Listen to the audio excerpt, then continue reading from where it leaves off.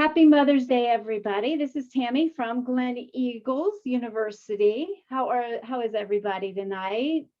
It's good to see so many here, and I appreciate you spending about an hour with us this evening. And Niki Sepsas, as many of you know him, he's been traveling the world for 30 years, taking photos, writing lectures, lecturing on boats, writing books, and tonight he's in Costa Rica, and he is giving us one of his favorite lectures for Mother's Day. It's called Me and My Mom. So what we're going to go to do is let's go ahead and start the presentation.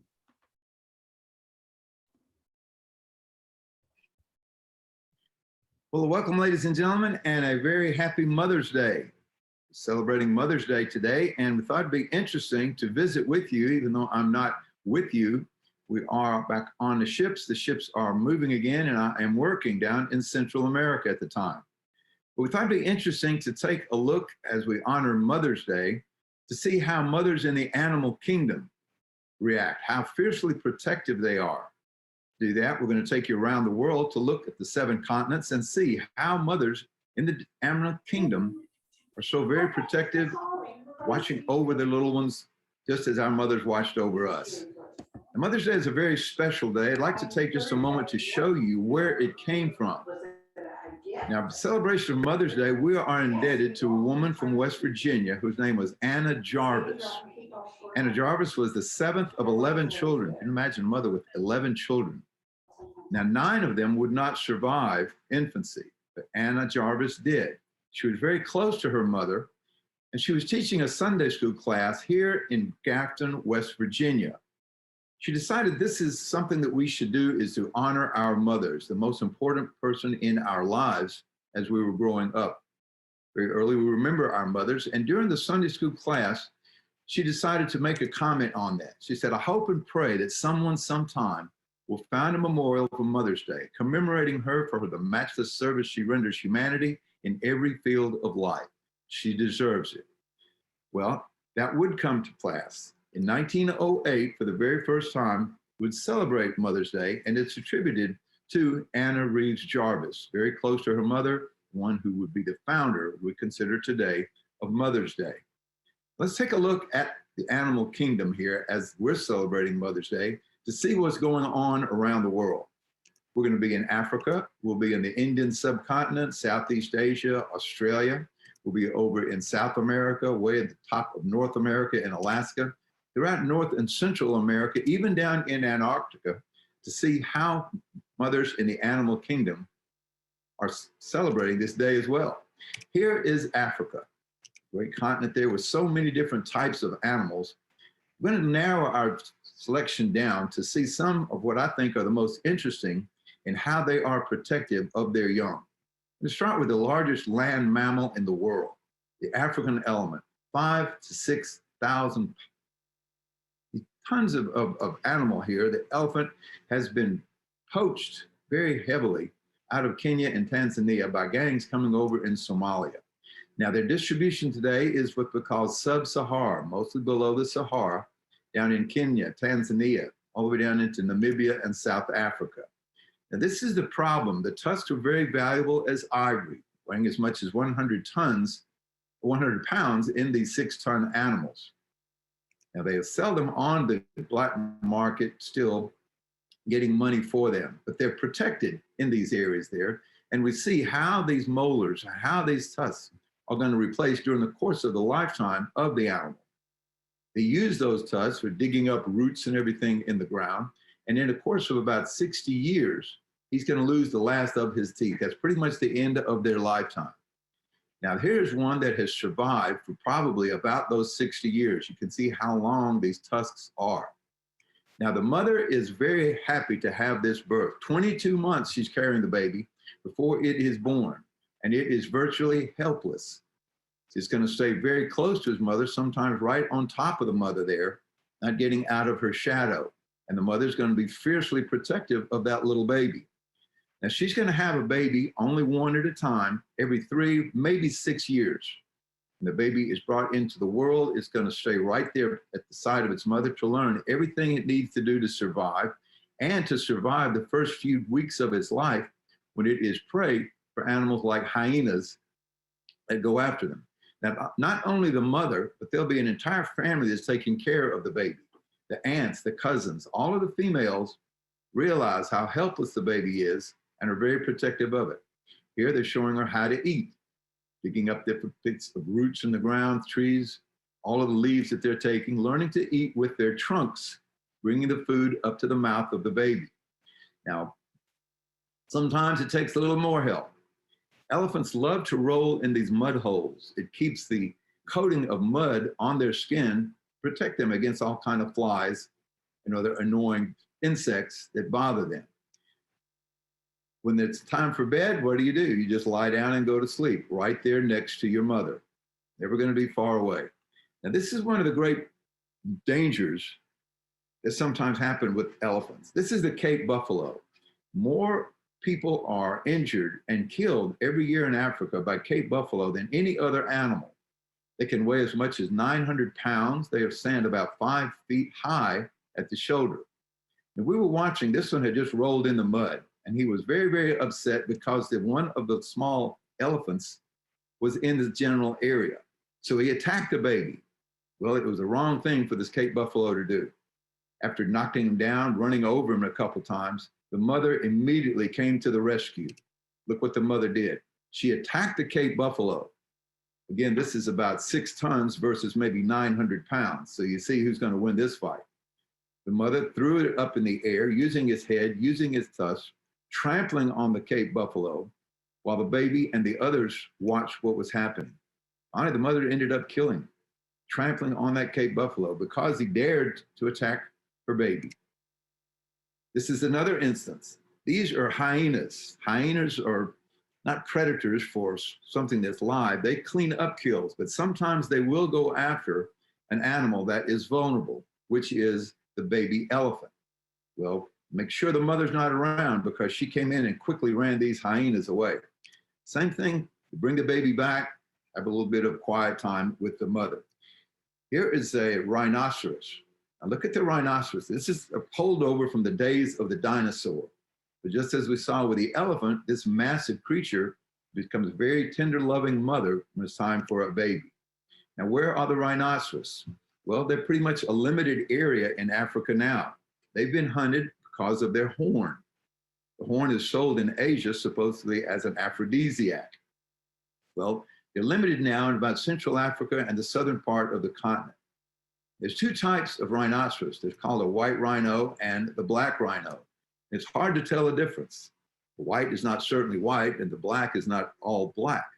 But these are the types of rhinoceros with that massive horn that they have at the end of their skull. The other thing we notice about the rhinoceros is the thick skin. It's almost impenetrable. Again, holdover from the days of the dinosaur. Now here's a mother with a baby having a little meal. This is in Somalia, the Somali rhinoceros. It's a little bit more rare. You notice they don't have as large of a horn on their head as the others do. Now, when it's time to take a nap, of course, the baby's got to realize, well, it's mom's time to go to sleep. It's my time to go to sleep as well. They go to sleep right there next to their mother because, again, at this early age, they're very vulnerable to predators. Now, here is one that's in an enclosure. The mother, again, with an African rhinoceros, learning to do everything that she's going to have to do as she grows up. Now notice something interesting on the back of these rhinoceros. This is a bird. It's called a red-billed ox pecker. Now you would think that the mother is so fiercely protective, not letting any other creature getting near her or her baby. She loves to have these birds come on their skin and it won't chase them away. Why would she not? It's because these birds are eating insects. The insects get on the skin of these creatures and they will cause them a lot of discomfort for the mother and for the baby as well. Here's another one. Here's an African rhinoceros, and there is one of the little birds that are allowed to land on their back and clean them up, eating all these insects. Going to be harmful to the baby and to the mother. This was a very sad day. This was the last male white rhinoceros that had been raised, and this was her caretaker. There's evidently a huge sense of bonding between rhinoceros, between elephants, and the people that take care of them in their enclosures. They get very close to them. They're exhibiting many types of human qualities here, not just with the mother, but with the babies as well. This was a very sad moment when this died, and the caretaker was right there with her, had been with her all his life. His name was Joseph Wahira. This is in Kenya. This is the hippopotamus. A couple of Greek words, hippo and potamus. Hippo is the horse, potamus is the river. A river horse in the Greek name. Now, these are massive animals. They seem to be very docile, but they can be very dangerous, especially if you're near one that has their baby. Now, these are air-breathing creatures. You look at the nostrils there that'll open up when you get some air. He'll go underwater. She'll go underwater many times to travel around. Many times it's to nudge the baby. The baby goes underwater as well. She has to learn how to swim, how to survive in these little pools where the rhinoceros is going to live most of his life. Now, there is a lot of what they're eating. This is the type of vegetation in some of these pools where the rhinoceros is eating. They're vegetarians. There is a mother with the baby, again, very close. All of these animals, when they're born, have the instinct to say, I've got to stay near my mother. She's going to protect me. She's also going to teach me. Well, here, when they're sleeping, they do the same thing. They get in a little group together for a little bit of protection. All of the mothers, the aunts, and the babies are right there close together. Look at their mouth and you see how massive this creature is and how they can be very dangerous. If you're near a pool of water and you see the huge hippopotamus, you want to give them a lot of room, especially if it has a mother. Now, this one saw us and was doing this gigantic opening of her mouth to let us know that's as close as you need to get. I don't want you any closer to me or to my baby. So when you look at the dental work there, you can see, not going to mess with this guy. And you're certainly not going to mess with this mother. This is a male of the species. This is the lion. When we look at the male, you see the huge mane that the creature has and the beautiful eyes. The females don't have that large mane. The mothers will look a lot different. Now, he's going to be as much as 500, 550 pounds. That's the male. The female is going to be smaller. Where are they? Well, the area that you see in red is where we used to see lions. Now the area is blue. You see how their range has been so much diminished. Down there in the central part of Africa and all the way down to Namibia and South Africa, we find lions. Now, these of all of the cats, and you'll see several that we're going to look at, are the most social. They are the ones where the entire females always trying to get together, taking care of their babies and looking after each other. When we see how protective the mother is, she's carried that baby for 3 months, 100 days. And when the baby is born, it is virtually helpless. It is blind. They don't hear much either. So the mother realizes that she is going to be on her guard. She's going to do without a lot of food so that she can spend all of her time taking care of that baby. Here's a picture. The mother was focused on us. This is a long range lens, so we're quite a ways away, but she's still giving us the, do not get any closer. This is me and my baby. When we see how the cub grows, she's still a long time before she's going to be able to take care of herself. She's going to follow the mother and the mother's sister, the baby's aunts, to see how they hunt, when they hunt, what she can be afraid of, and how to learn to survive. Now, here's a mother who is having her way with a number of these hyenas. They realize that the baby is vulnerable, and you get 3 or 4 of these hyenas together, they can sometimes separate the mother from the cub. Now, the mother is bloodied up here. She is doing a fight to the death to take care of her baby. That's how protective they are of those cubs. Now, during the day, they're going to put him to sleep. The cub realizes the mother's going to hunt at night, resting, sleeping during the day. When night comes, look what happens. This is her going into her hunting mode. You can put a board across her back. It's that straight. And then with the incredible vision that they have, she's picking out what the next meal is going to be. Now, as fierce as these creatures are, they only score in about 40% of their attempts at killing something for food. So it's going to take a lot of time for her to finally bring home some food. And what's dad doing the whole time? He's sleeping. Males are not going to hunt. They're going to let the females do the hunting. He's going to spend most of his time, especially a creature like this one, which is very old. How do we know he's old? Look how dark that mane is. It's like a fur collar that he's wearing around his mane. The older one of these lions get, the darker that mane will be. Now, its mother realizes that it's even dangerous for the males to be around her cubs. They realize that you're going to keep an eye on the baby when the male is around. Sometimes the male will kill the babies so that the female will want to mate again. Now, the little ones are quick to realize that. They've learned from the mother. Keep an eye on this guy. He might be trouble. Look at him picking at one of the males that's approaching there under this log, making sure mom's not too far away, keeping an eye on dad. This is a good father. He allowed the cub to come close, even played with him a little while. Not all of them are like that. This one was very good, though. Here's the cub realizing, sensing something from the male that, hey, it's okay to come closer. It's okay to play a little bit. The mother will be very watchful of that as well. Now look at another member of the cat family and see how protective they are of their babies. Now these are much smaller. These are leopards, maybe half the size of the lion. Look at that long tail. This is so very important to them for balance when they're running. Where are leopards in Africa? Well, Central Africa down to the southern part. Their range has been cut back as well. And when you look at the leopard, you see something you don't see with the lions. Look at all the whiskers around her face. Those are very important as sensors. She'll be able to pick up where she is when she's looking for something to eat, when she's looking for prey to bring home. Most of their time is spent up here in the trees. Now, why is that? Well, they're safe up there. Even though they are a predator themselves, they are prey to roving bands of jackals and hyenas that can separate the mother from her cub. So many times we see them up here in the trees. When it's nap time, well, just collapse right where you are and have a siesta. And that's what this leopard is doing. Unconcerned. What are they feeding on? Different members of the antelope family. They're impala, the eland. These are the ones that they go after and that they bring them down. Pretty successful in their hunts. And when they do, when they bring back this little impala here, they bring him up into the trees. Why? Because the leopard is smaller than the lion.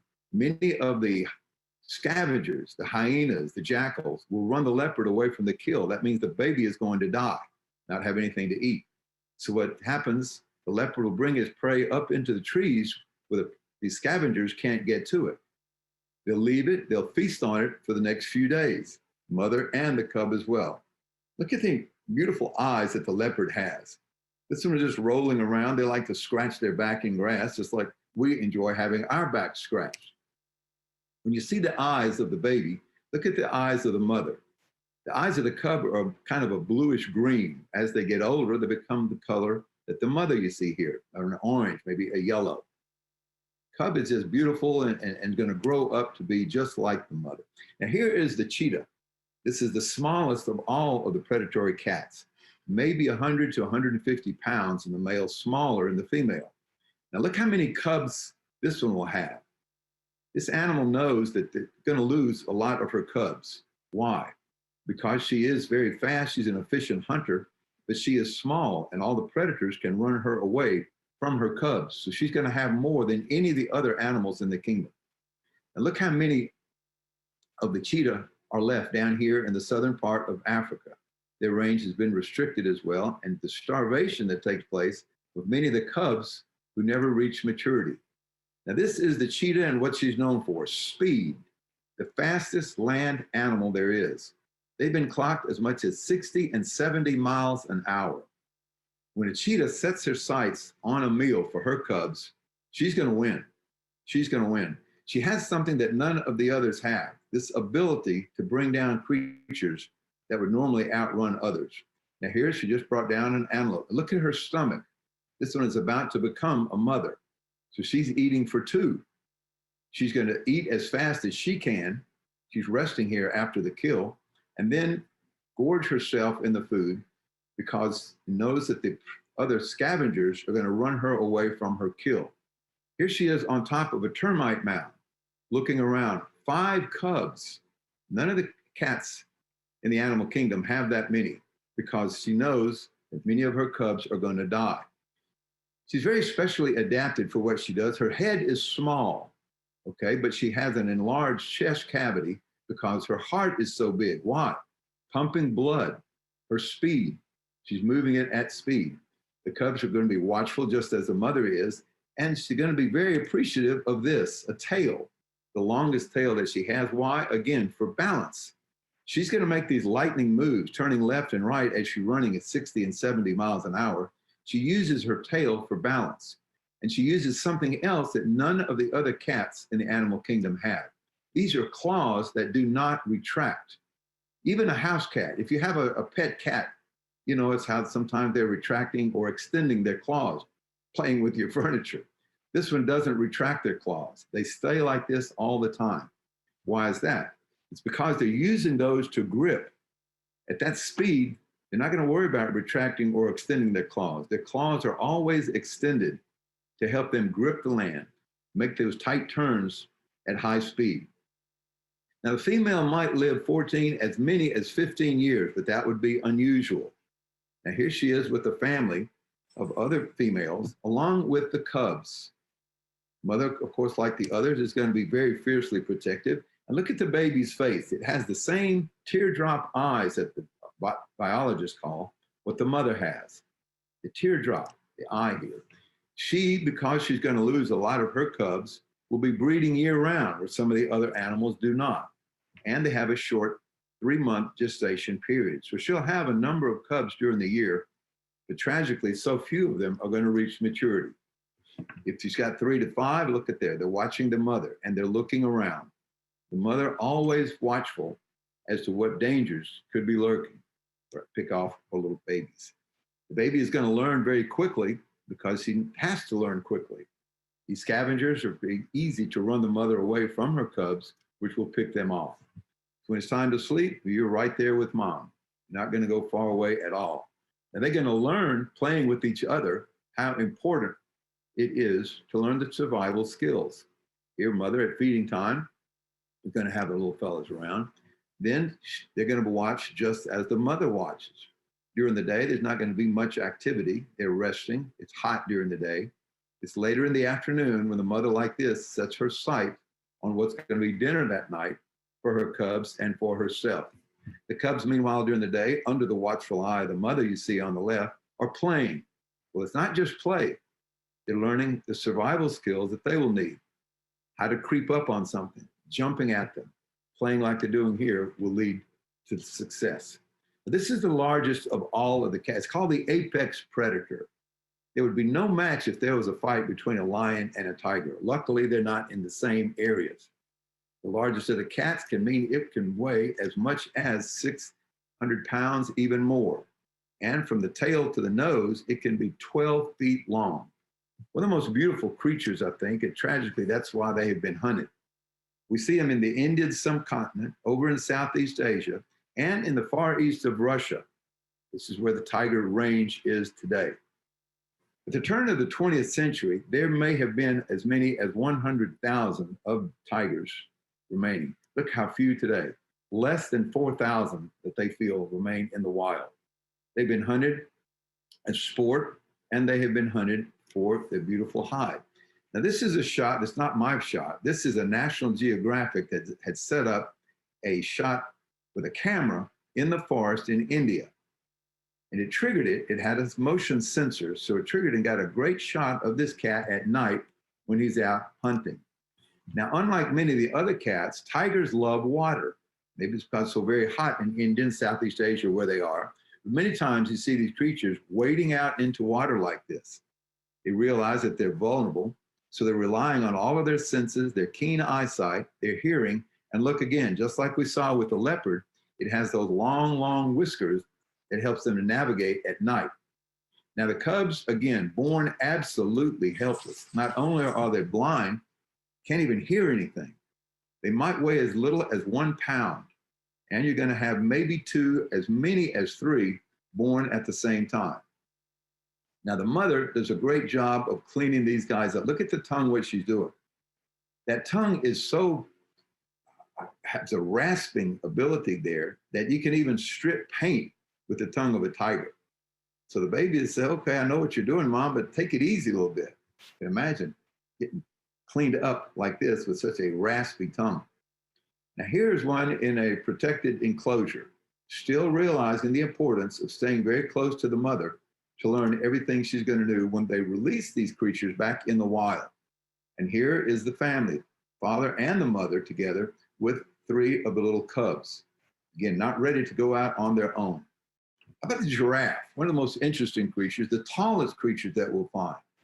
It's interesting to note, as long as the neck of the giraffe is, it has just as many vertebrae as we have, with our necks not nearly as long. Look at the limited range of the giraffe, bits of it in Central Africa and then on down into Namibia and South Africa. The mother is the same protective, the same doting mother that we find everywhere in the animal kingdom. Realizing her baby is very vulnerable, she's going to keep it close to her.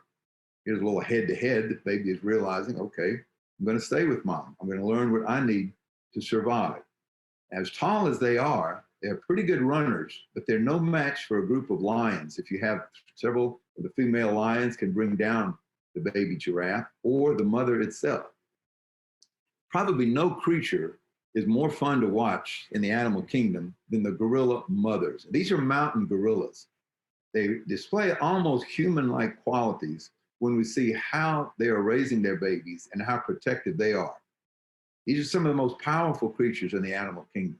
Look at their range right there in Central Africa and in the Uganda area. It's just almost impossible to find them now. They have been almost exterminated. Now the baby is born just like the others, pretty much helpless. And he's looking around wondering what's going on. They don't have to worry because mom is right there, as well as dad sometimes. Again, it's very odd to find the male of the species as protective as the mother in some of these with the mountain gorillas. Rwanda is where we go for gorilla trekking before they had the great genocide.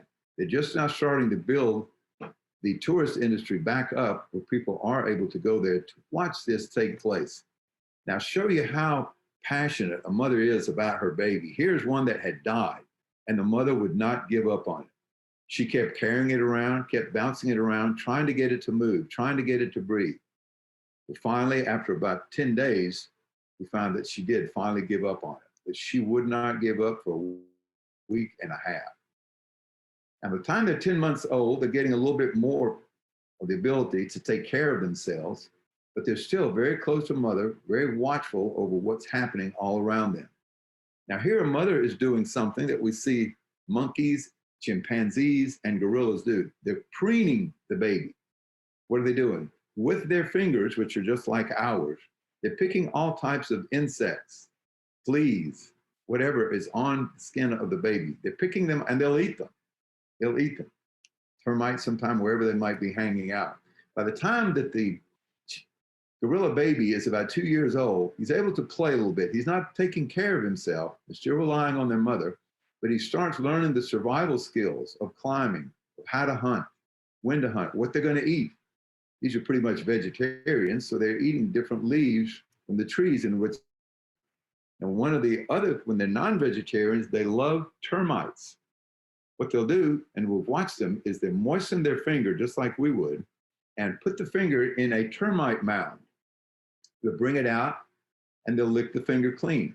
This is a termite mound that's in a tree. And what's happened, the gorilla mother has crawled up into the tree, invaded this termite mound, brought out a nice meal for her, and she'll share it with her cubs as well. Now, this is something that I found just fascinating. We were watching a mother gorilla in a short video that was shot when a mother with her baby came up to the glass in the enclosure in the zoo where this gorilla was. And look what happened. The mother started showing maternal instinct, fascinated with the baby. Her own baby, you'll see in a moment, is right behind her, but she could not take her attention away from the human baby that the mother had right there. Would she have tried to care for it? There appears to be no aggressive action. This is just that the mother was fascinated by another little baby that was in front of her, while her own baby, we'll see in a moment, was right behind her. She's trying to call attention from the other gorillas. So look here. Sweet. What is this? I want to see her baby. This would not leave. Just as long as the mother kept her baby there, the gorilla was right there. Not in an aggressive way, but just in an inquisitive way. Her mothering instinct even transcended the glass enclosure. Fascinated, intrigued. Now you'll see in the back her baby. There's the gorilla baby in the back, was exploring the area, right alongside her mother, as they would watch the human baby. I thought this was one of the most intriguing videos ever shot of a human baby with the gorilla mother.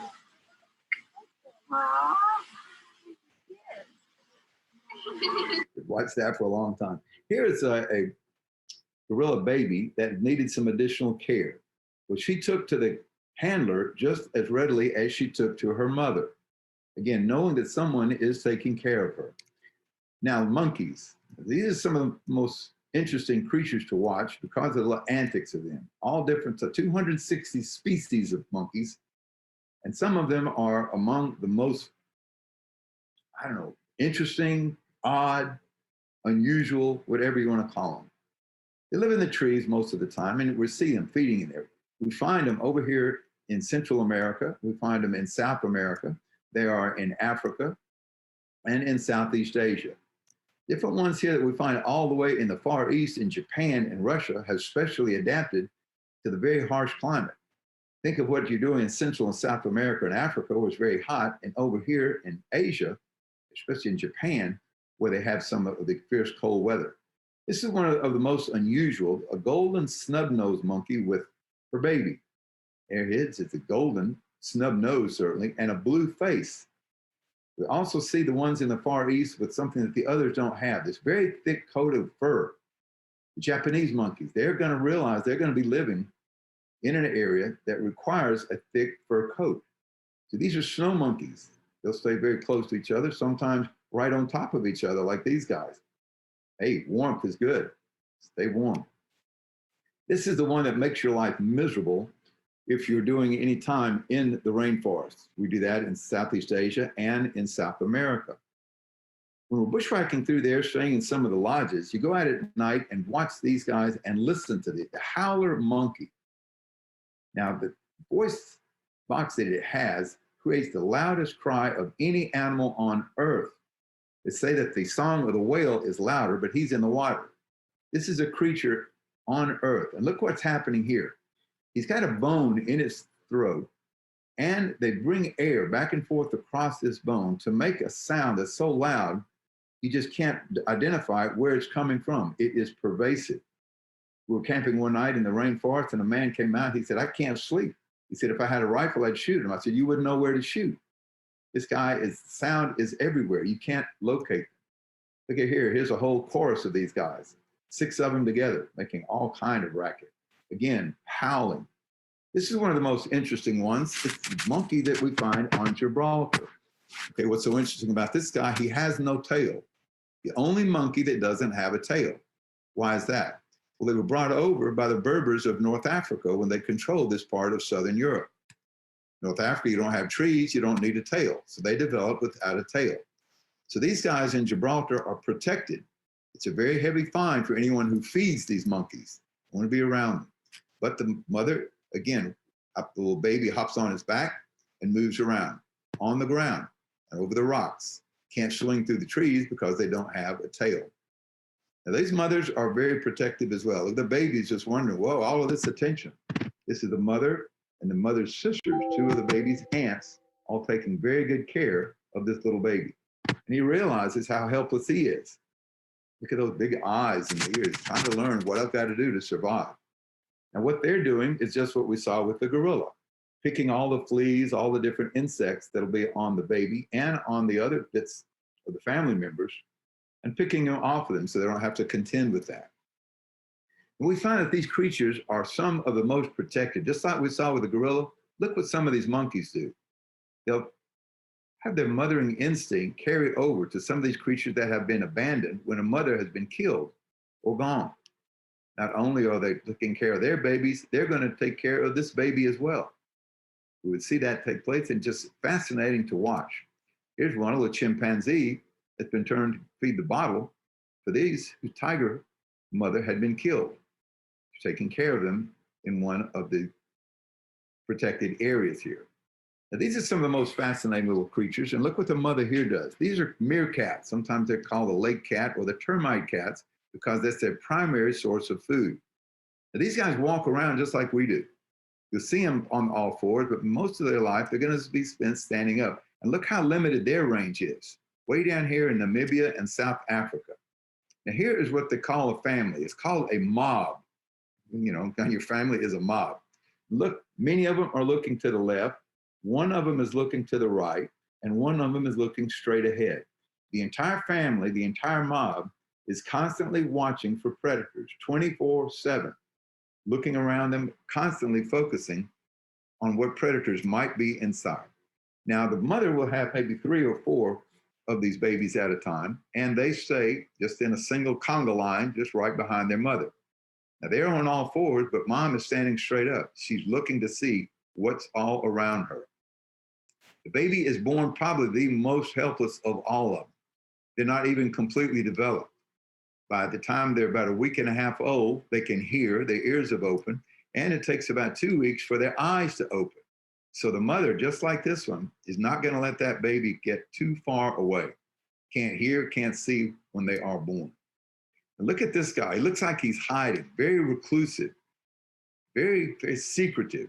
This is the orangutan. Looks like the old man of the forest, and that's what they're called, orangutan, the old man of the forest. We find those in Sumatra, the island of Borneo. Now, these have a limited number of them because they have lost so much of their habitat. Here's a very old one. Look at that shaggy thing that he's got hanging down, spending most of his life up in the trees, eating fruit that they find. Now, they can spend hours up there just playing with the fruit, playing with the baby, teaching him how to eat and what to eat. And if you're a little too close, boy, this mother will let you know. Look at the teeth. Just like a dog when he's snarling, his mother is baring her teeth, saying, hey, we got a baby over here. You don't want to get any closer than that. With a long-range lens on your camera, you can shoot that, but you're certainly not going to be close to them. They can be very, very dangerous. Now, they are protective not only of their babies, but other babies that they might find as well. Again, as powerful and as large as this creature is, the baby is born virtually helpless. But pretty soon, they realize, hey, we're not supposed to be enemies. We can take care of these little guys as well. All of them being cared for in one of these protected centers. Here's one of my favorite creatures to see down in South America, the sloth. If somebody tells you you're slothful, you can be insulted. They have the lowest metabolism of just about any creature.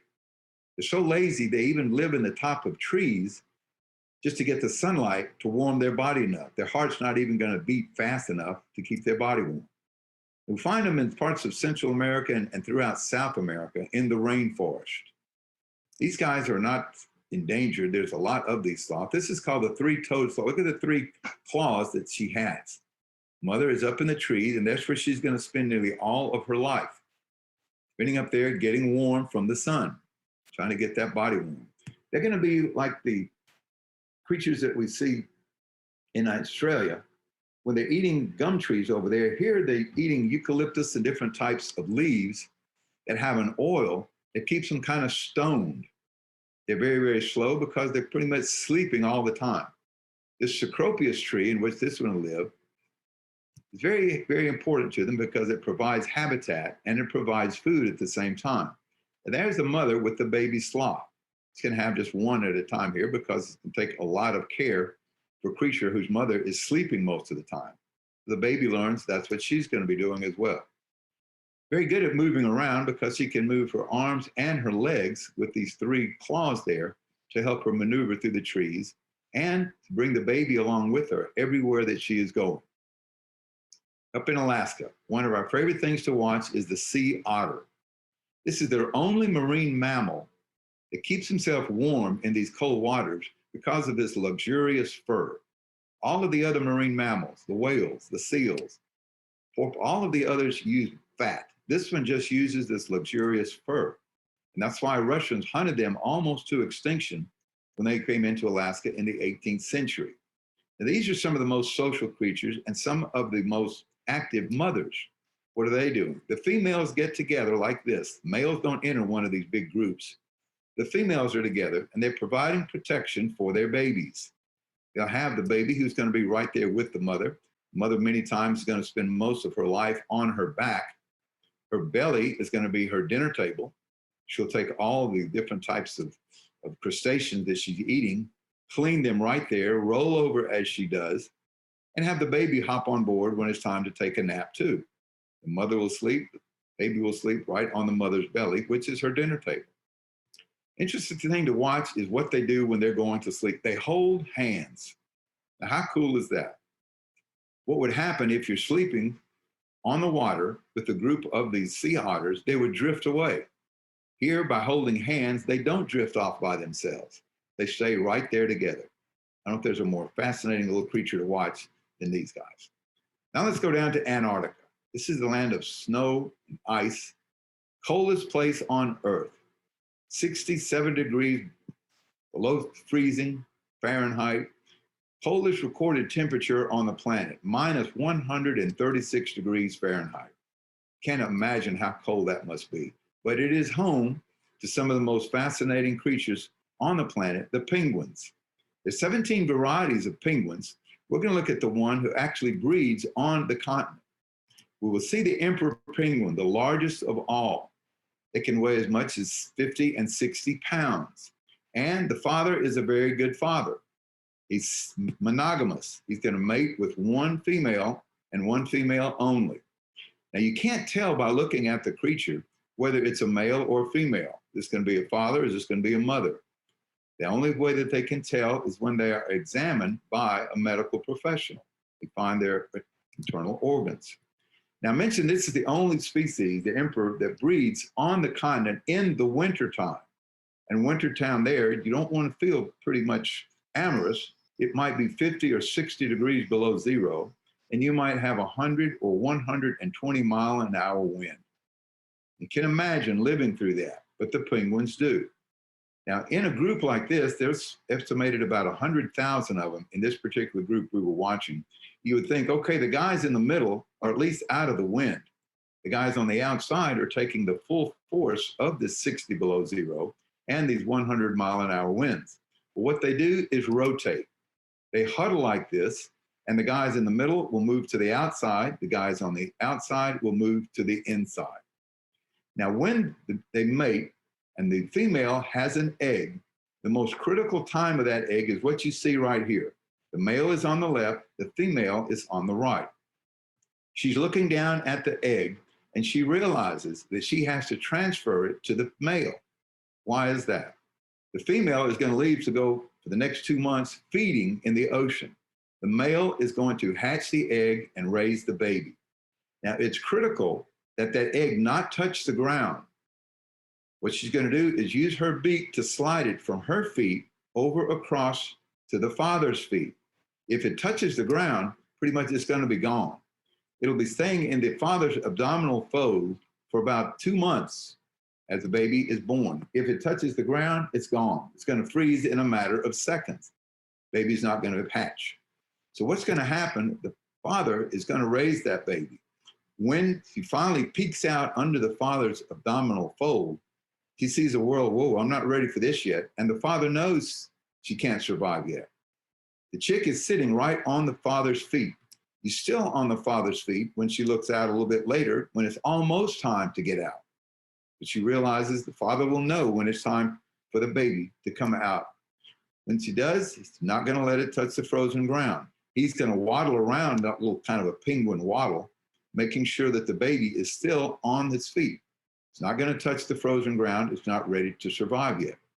Finally, the father realizes he hasn't eaten for about 2 months. He's been hatching the chick, raising the baby. It's time for the mother to come back so they can change places. The mother will take control of the chick. The father then will go out into the ocean. During the time that he has raised that baby, he has lost maybe a third of his body weight. If he weighs, for example, 60 pounds, he may have lost 20 pounds, not eating anything while this baby is being born. This is the only time when the mother arrives, the father's there ready to leave, that the family will ever be together. The father's going to go now feeding for the next couple of months while the mother is raising the baby.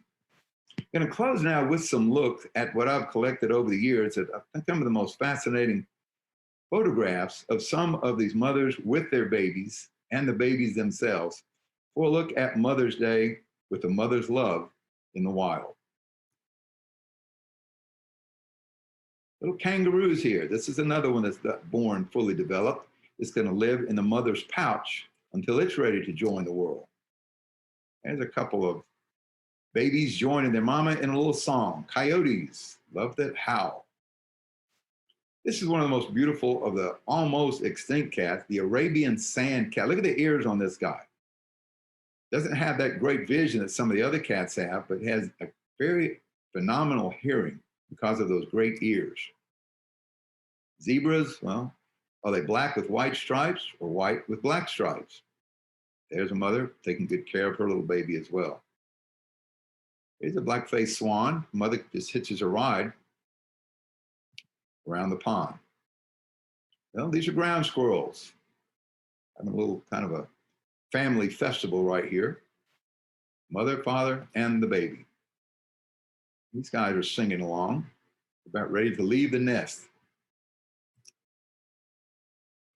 Wallabies, again, the same thing in Australia. A couple of the youngsters there watching mom. She's getting ready to take good care of them as well. The turtle, well, there's the little baby right on top of mom's head. Can't get any closer than that. The puma, the cougar, got a couple of babies. They're having a little nap time just as mother's about to wake up from her nap.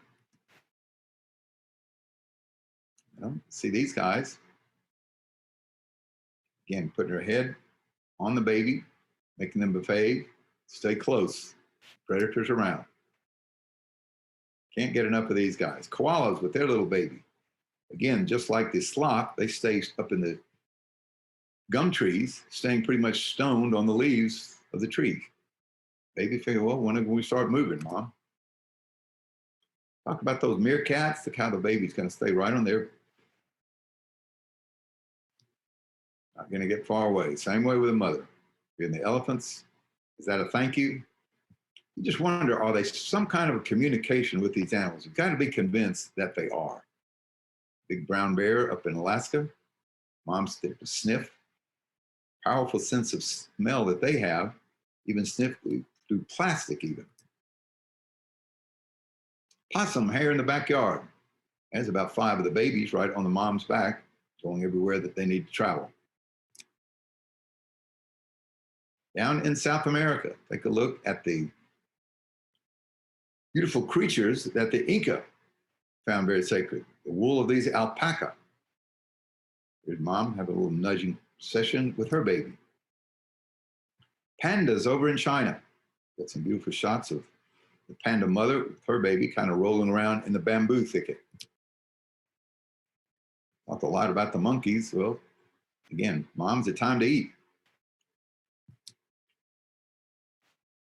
Kind of weird to see one of the colts get off the ground, but here this one was hugging her mother and he crawled up on for a little bit of a snug fest while mom's having her lunch. And that looks almost as tiny as a mouse, and it is. It's the baby squirrel. I don't ever see these. We're very lucky to catch this because the squirrel is very reclusive and usually way up in the trees. This one had a shot where we got the little mother with her little baby, born again completely blind. A couple of birds enjoying a little tree time with their mom, covered up with her wings. This is not my photograph, but this is one that was given to me by a photographer who shoots polar bears. Got a lot of shots of the polar bear mother with the baby there. A couple of these guys in the desert. This is in Israel. How many can mom carry here? She's got about 4 that I could see. It might have been 1 or 2 more inside her wings. They get a little ride across the lake. Yeah, again, nice for to take a nap wherever you are. So, with a look at the animal kingdom, we do want to wish all the mothers a very, very happy Mother's Day, the special day that you have. We'd like to remember our mothers with a poem that was told to me.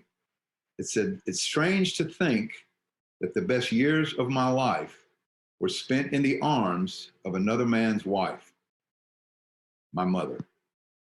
So with that look at Mother's Day and mothers in the animal kingdom, I wish all of you a very happy Mother's Day. I look forward to joining you again when we're back with another part of the world, with another one of our Zoom shows to share with you in the near future. Thank you very much for inviting us here today. Have a great Mother's Day.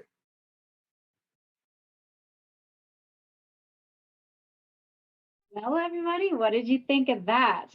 You can unmute yourself. Oh, and I'm going to unspotlight myself too. So everybody stayed on high. And this is Miss Heidi, hang on. You have to unmute yourself. Okay. Oh, Mrs. Tammy, Pecker. I loved it. Thank Yeah, you. Oh, now, Yes.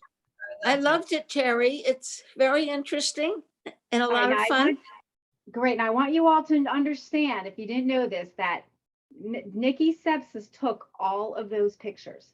Okay, Really? except for the one with the polar bears. I don't know if you caught it. Remember, he said this was one picture that I Right. did not get. So I asked him, I said, how in the heck do you catch all that? I mean, amazing photos. And he said, Tammy, it's been 30 years. I'm And sure. okay. And then he has all the equipment who goes on these safaris. And they literally, he says, you might wait hours and hours and hours. And you just have your camera right Yeah. there. And you snap tons of pictures and you might get lucky once in a while. So this is what's amazing, is that all of these photos are his. So They are beautiful.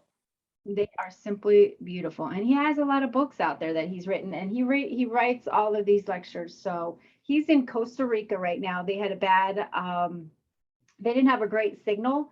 So we actually, everybody, we pre-recorded this about a week and a half ago. So Really? he tried to come online today, but in Costa Rica, he wasn't able to get through their internet to be with us live. So I do Tammy was appreciate you great. guys. Thanks. And then we'll have this on our YouTube channel as well. And Tuesday, don't forget Tuesday, we have 7 o'clock. 7 o'clock. We're going to be Zooming it, and we're going to be doing it live in person, and it's going to be on the Tabloid Press with Dr. Marjorie Marcus. So it's going to be a lot better than what we've done in the past. Is I'm actually going to have her PowerPoint slides. I'm going to share the slides to those people on Zoom, so you don't have to worry about seeing it through a camera. And then she'll be on camera, and it'll all be on Zoom as well as in person. So it'll be it's going to be the wave of the future for us. If you can't make a lecture, you can go on Zoom. Right? So it's in the Okay. multi-purpose room. Yes, it is. Okay. Well, everybody, I don't know who's still on except for the faces that I can see. Yes, thank Everything's you, new. Tammy. It's Sheila. Thank you. I'm It's counting really it. enlightening. I love watching. I think we Thank should you, Tammy. Yeah, a he's lesson. better than the Animal Kingdom that we used to watch on TV on Sunday nights. I forgot, but yeah, or National Geographic. He is the old National Geographic. It's amazing what he knows. Okay. So with that said, let's stop the recording.